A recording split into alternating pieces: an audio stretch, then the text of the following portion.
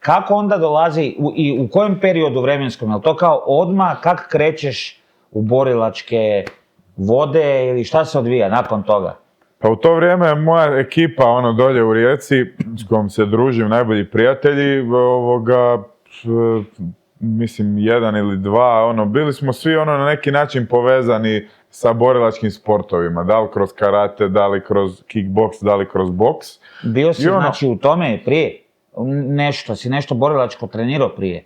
Ja sam karate trenirao paralelno sa skijanjem od, ne znam, 4. do 9. 10. godine. Tu sam neke te osnove usvojio i tu neku, ajmo reći, ljubav prema ovoga... Je postajala Pa da, to je bilo kad bi došao sa skijanja, ja odem na karate malo i tako dalje.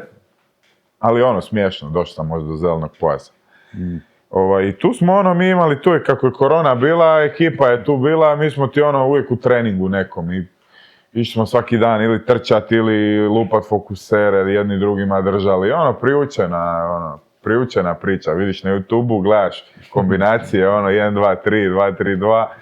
I bila jedna ekipa nas 5-6 koji smo tad, znaš, dolje bile su one zabrane zbog korone, nisi mogao nigdje mrdnuti, onda smo se mi nalazili vani i trenkali, šta ćemo. I tako, ja sam malo tu, zapeo jače od svih. Bilo mi je to nekako, brzo sam ušao tu u mot. I... Emo si ljutnju od prije. Da. Inspiriran si bio. I šta ja znam, 2021. Evo, došao je 7. mjesec, ovako je prošla godina. Ja sam trenirao i dalje koliko sam mogao. Dolje sam upisao se u taj klub Dinamit Gym u Rijeku. Mi smo praktički radili kickboks, ali sam se ja borio uvijek u MMA-u, po MMA pravilima i u amaterskom. Tako da sam ja praktički u 7. mjesecu 2021. već radio prvu amatersku borbu. Vidio sam kao imam mota, mogli bi probat, trener je pitao hoćeš, ja rekao hoću i otišli smo i ja pobjedim prvu.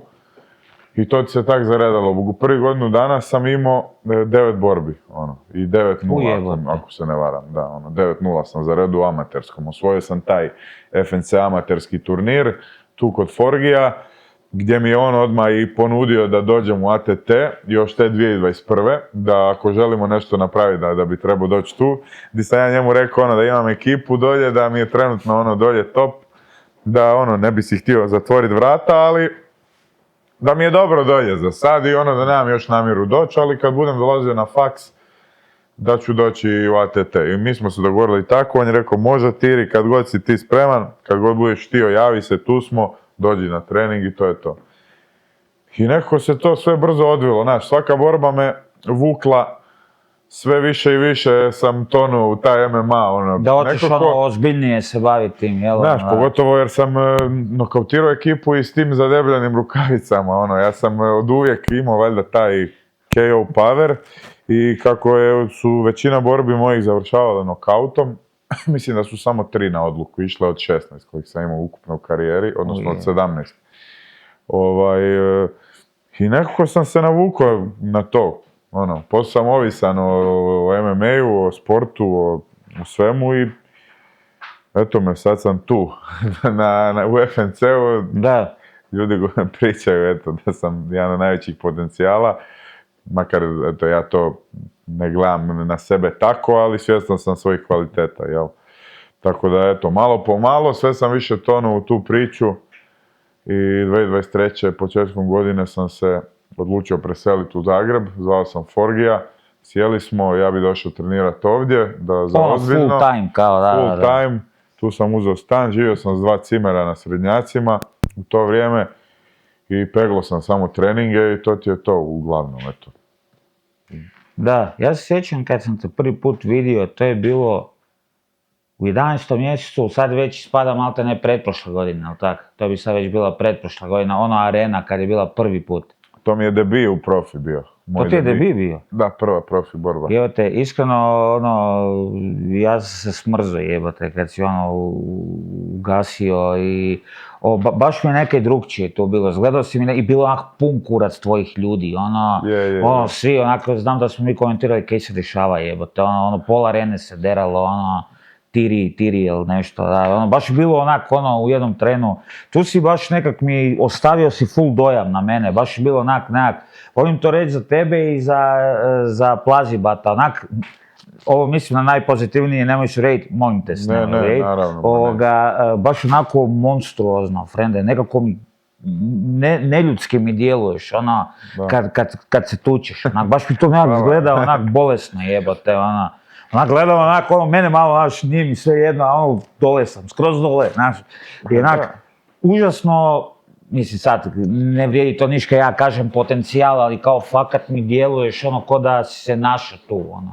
Da, pa ja mislim da jesam, evo, stvarno, to je bio moj, ajmo reći, moje predstavljanje, ajmo reći, široj masi, široj publici. I predstavio sam se na najbolji mogući način pred ono punom arenom Zagreb. Itekako. Još sam ja bio prva borba, ako se ne varam, i ono svi su, mislim da sam bio prva borba. Prva? Jesam bio, jesam.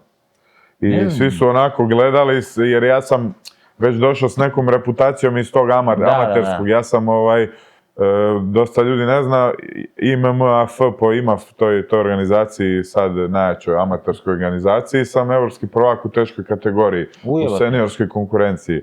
Ja sam te 2024. u 4. mjesecu u Beogradu osvojio, znači imao sam 3 borbe u 3 dana, 3 nokauta protiv Ukrajinca, Talijana i protiv Bugara. Čekaj, 3 borbe u 3 dana? Da, i 3 nokauta sam završio. To je ko ono nekad slavni dani Glorija i ono... Oni su imali u jednoj noći Pride Glory turniri. Oni su u jednoj noći imali 3 borbe, znači to je još veći pakao. A ovo je isto jer ja mislim da ti u turnirskom tom dijelu, znači ja pobjedim borbu kao napravim nokaut života, i moram na večer zaspati i moram svu tu euforiju spustiti i sljedeći dan. I opet se drugi dan. Znači ti 3 dana nosiš tu euforiju, ne ono sad jedna večer, nego 3 večeri. Da. I ono praktički je... Pa si malo ubrzo i onda svu trojicu nokautirao, jel? Da, tako da pala su. Nije ono oba su pala, nego trojica su pala. Troba su pala, ne znam. Troba su pala. Nisam znao to, evo, ovo je, da. Da, tako da onda sam već došao s nekom reputacijom u taj profi i mislim da sam baš zajahao onaj val na vrhuncu, to je Ilke Fabijan bilo, to je bilo ono kaos. I baš sam odlučio na tom vrhuncu zajahati taj val FNC jer sam osjetio da to sad kreće u nebesa. I da ulovim taj hype i da se predstavim domaćoj publici. Naravno, Forgi mi je omogućio da se borim u najvećim arenama, odmah od početka, jer vjerovao je u mene, vjerovao je u to koliko vrijedim. I ja sam opravdao to povjerenje i opravdavam ga, evo to, do dana današnjeg. Mislim da u svakoj borbi ja dam uvijek stvarno atraktivnu borbu i kod mene nećete nikad vidjeti neku kalkulaciju i neko premišljanje. Ja idem u glavu i usko u glavu.